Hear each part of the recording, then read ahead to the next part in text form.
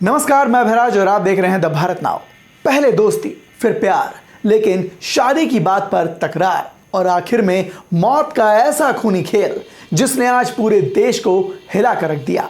जी हां, हम बात कर रहे हैं आफताब और श्रद्धा की प्रेम कहानी की, जो आखिरकार एक घिनौने अपराध और कहानी में तब्दील हो गई। दुनिया की हर खुशी देने का वादा करने वाला वो आशिक अपनी ही प्रेमिका को कई टुकड़ों में काटने वाला दरिंदा बन गया। क्या है ये खबर और ये कहानी, देखिए इस रिपोर्ट में।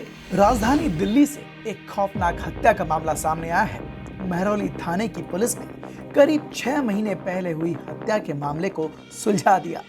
पुलिस ने एक शख्स को गिरफ्तार भी किया है जिसका नाम है आफताब।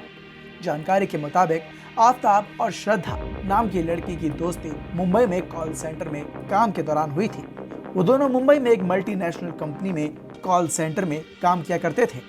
दोनों की दोस्ती मोहब्बत में कब तब्दील हो गई पता ही नहीं चला। दोनों के साथ साथ जिंदगी बिताने की कस्में भी खाई, लेकिन शायद किस्मत को कुछ और ही मंजूर था। दोनों के घर वालों ने इस रिश्ते से साफ इनकार कर दिया। इसीलिए दोनों ने मुंबई छोड़कर दिल्ली में रहना शुरू कर दिया। लड़की अपने आशिक से शादी की जिद करती थी, लेकिन लड़का हमेशा बहला देता था। इसी बात को लेकर दोनों के बीच झगड़े होने लगे और अचानक एक दिन लड़की कहीं गायब हो जाती है। चप्पे चप्पे पर तलाशने के बाद भी 6 महीने तक उसका कुछ पता नहीं चलता, और जब पता चलता है तो पूरे देश में सनसनी फैल जाती है।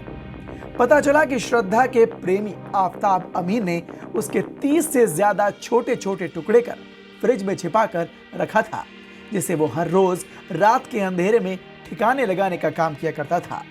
मामला तब सामने आया जब महाराष्ट्र के पालघर जिले के रहने वाले 59 साल के विकास मदान वाकर दिल्ली के महरौली थाने पहुंचे और अपनी बेटी के अपहरण की FIR दर्ज कराई।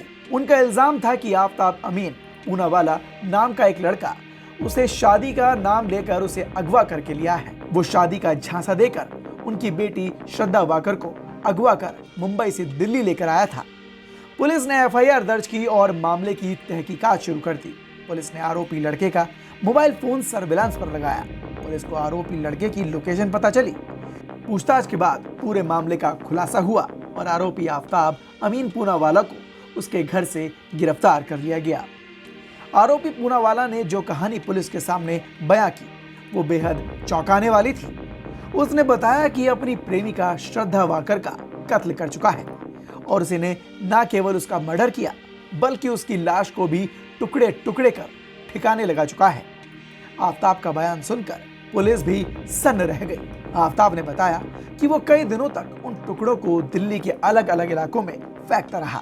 इस तरह उसने अपनी महबूबा के जिस्म को टुकड़े में काटकर ठिकाने लगा दिया। वो इस वारदात को अंजाम देकर आराम से रह रहा था। शायद उसे अंदाजा नहीं था कि कानून का फंदा एक ना एक दिन उसके गले को जकड़ ही लेगा।